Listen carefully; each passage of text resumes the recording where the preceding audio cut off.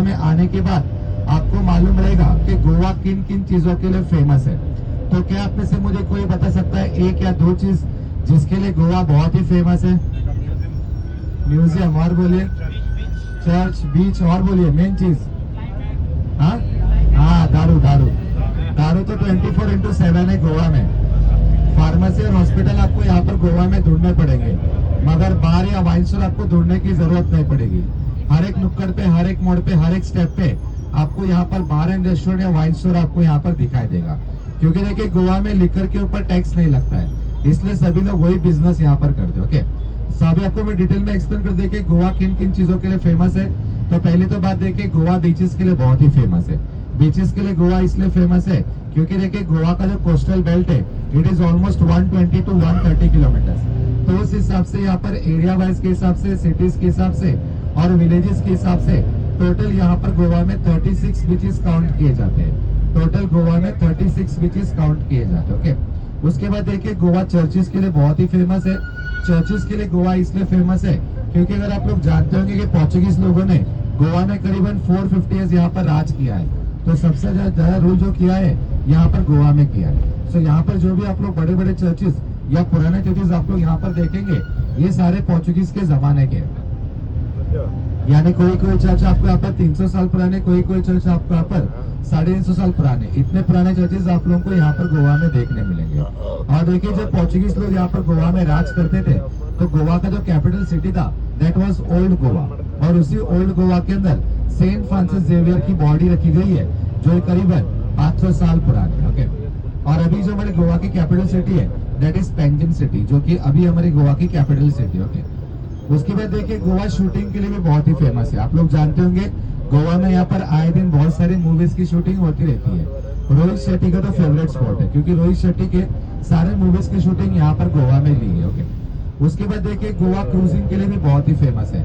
आप लोग जानते होंगे गोवा में यहाँ पर इवनिंग में रिवर क्रूजेस चलती है जिसको एंटरटेनमेंट क्रूज ऑफ गोवा कहा जाता है, जिसको सनसेट क्रूज के नाम से भी जाना जाता है, जहाँ पर आप लोग 1.25 से 1.5 घंटे के लिए लाइव एंजॉय करते हैं गोवन कल्चर के फोक डांसेस, पोर्चुगीज कल्चर के folk dances, live DJ, sound light music, live anchor, live dancers और लाइव सनसेट। ये सारी चीजें आप लोग उस इवनिंग रिवर क्रूज के अंदर एंजॉय करते हैं, जो कि यहाँ पर गोवा में इवनिंग में 5:30 से लेकर 7:30 तक यहाँ पर गोवा में चलती है। ओके,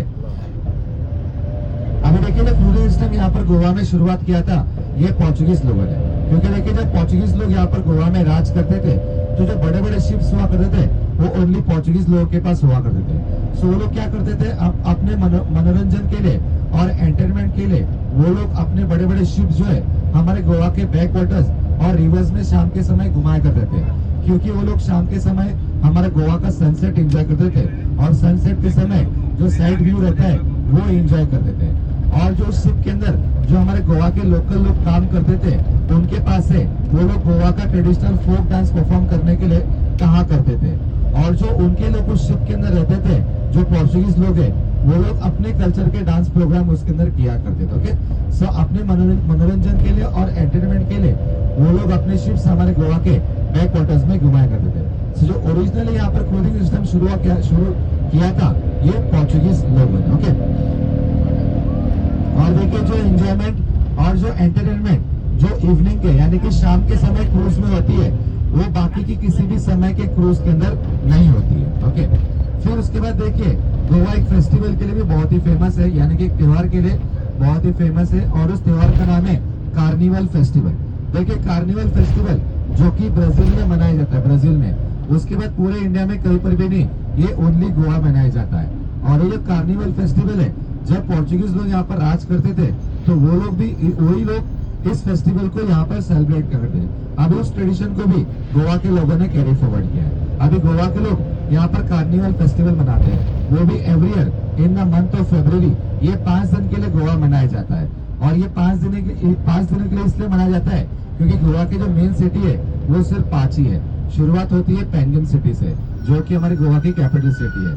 तो उस दिन यहाँ पर कलरिंग फ्लोट्स निकलते हैं, कलरिंग परेड्स निकलते हैं, लोग वहाँ पर डांस परफॉर्म करके दिखाते हैं, जैसे कि गोवन ट्रेडिशनल फोक डांस या पोर्चुगीज कल्चर के ट्रेडिशनल फोक डांस। ये सारे परफॉर्मेंसेस उस दिन वहाँ पर दिखाए जाते हैं, तो लोग वहाँ पर एंजॉय करने के लिए। ओके, उसके बाद देखिए गोवा स्पाइसेस के लिए यानी कि मसालों के लिए भी बहुत ही फेमस है, इसलिए पोर्चुगीज लोग गोवा छोड़ के नहीं जाना चाहते थे। इसलिए देखिए गोवा को देर से आजादी मिली थी। ओके, क्योंकि देखिए गोवा का जो फॉरेस्ट एरिया है, जब यहाँ पर पोर्चुगीज लोग राज करते थे तभी 70% था गोवा का जो फॉरेस्ट एरिया, और अभी हो गया है 59%। अभी गोवा का जो फॉरेस्ट एरिया है वो 59%। ओके, और इसलिए देखिए गोवा को देर से आजादी मिली थी। इंडिया को आजादी मिलने के बाद बहुत सालों के बाद गोवा को आजादी मिली थी। दैट वाज ऑन 19 दिसंबर 1961 में। 1961 में यहाँ पर गोवा को आजादी मिली थी पोर्चुगीज लोगों से, तभी पोर्चुगीज लोग यहाँ से गए थे। ओके, क्योंकि यही से वो लोग क्या करते थे, अपने कंट्री में जो मसाले वगैरह है जो गोवा के, वो अपने कंट्री में एक्सपोर्ट के मेन ट्रेडिंग हब यही हुआ करता था गोवा। ओके, सो देखिए आप स्पाइसेस के लिए भी बहुत गोवा फेमस है, तो इन्हीं सारी चीजों के लिए जो है हमारा गोवा बहुत ही फेमस है। और आज के हमारे साउथ गोवा टूर में हम लोग यही सारी चीजें आज के हमारे साउथ गोवा टूर में हम लोग एंजॉय करने वाले। ओके, तो आप लोग रेडी है एंजॉय करने के लिए?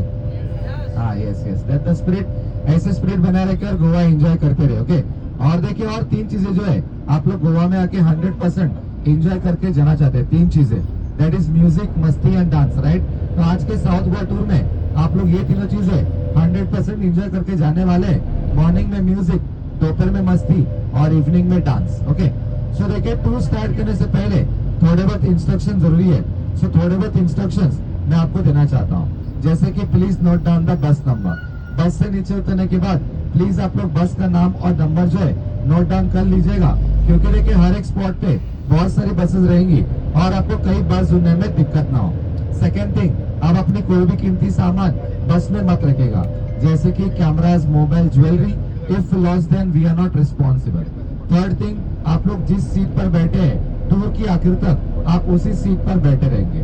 Fourth thing and the most important thing, आपको जो भी टाइमिंग हर एक स्पॉट पे दिया जाता है आपको उसी टाइम के अंदर वापस आना है। अगर आप लोग उस स्पॉट पे देरी से आ जाते हैं तो बस आपकी सिर्फ 5 मिनट आपको उस स्पॉट पर इंतजार करेगी, फिर बस जो है आपको उस स्पॉट पे छोड़ के चली जाएगी। और अगर आप लोग बस मिस करते हैं, मालूम है क्या करना है, आपको प्राइवेट टैक्सी करके या तो लोकल बस पकड़कर हमको नेक्स्ट पॉइंट पर कैच करना पड़ेगा, आपके खुद के पैसे खर्च करके। तो उससे बेहतर है आप लोग प्लीज टाइम पर आ जाएगा, क्योंकि देखिए आज जो टूर है वो एक कंडक्टेड टूर है, यानी कि एक स्पॉट से लेके दूसरे स्पॉट पे हमको ट्रेवल भी करने पड़ते हैं, सारे स्पॉट्स हमको कवर भी करने पड़ते हैं और सारे स्पॉट्स पे आपको सफिशिएंट टाइमिंग भी देना पड़ता है। और कुछ ऐसे भी स्पॉट है जो समय पे बंद हो जाते हैं, इसलिए हमको यहाँ पर टाइम के हिसाब से चलना पड़ता है। फिफ्थ इंस्ट्रक्शन देखिए, अगर आप में से कोई स्मोकिंग, ड्रिंकिंग, टबैको, च्यूइंग, गुटखा वगैरह खाते हैं तो आप लोग जानते होंगे ये सारी चीजें गोवा के टूरिस्ट प्लेस पे बैन है करके। अगर आप लोग ये सारी चीजें गोवा के टूरिस्ट प्लेस पे करते समय पकड़े गए तो आपको करीबन 2000 रुपए से लेकर 4000 का फाइन आपको लग सकता है। सो देखिए ये चीजें बाहर भी बैन है और ये चीजें बस के अंदर करना भी मना है, तो ये भी आप लोग नोट कर लीजिए। ओके, सो देखिए यहाँ पर जो भी खाने पीने की सामान आप बस में लेकर आएंगे, जैसे कि पानी की बोतल, चीज पैकेट, सॉफ्ट ड्रिंक बोतल, बिस्किट पैकेट्स वगैरह, एम्प्टी होने के बाद उसको सीट के नीचे या कैरियर के ऊपर मत डालेगा। यहाँ पर डोर के पास एक छोटा सा डस्टबिन है, आप इस छोटे डस्टबिन को यूज कर सकते हो। ओके, सो ये हमारे आज के इंस्ट्रक्शंस हो गए। सो देखिए जो किलोमीटर आज हम लोग ट्रेवल करेंगे it will be around 130 to 140 kilometre. आज हम लोग टोटल एरिया कवर अप करने वाले हैं। आज हमको एक स्पॉट से लेके दूसरे स्पॉट पे पहुंचने के लिए कम से कम 35 to 45 मिनट लग जाते हैं, depends on the traffic. Traffic ज्यादा रहेगा तो 10 मिनट ऊपर नीचे हो सकता है, अगर ट्रैफिक कम रहेगा तो आधे घंटे में हम लोग स्पॉट पे पहुंच सकते हैं। ओके, सो जाने से पहले मैं रिक्वेस्ट करता हूँ कि प्लीज आप सभी लोग जो है मेरा मोबाइल नंबर जो है जरा आप लोग नोट डाउन कर लीजिएगा।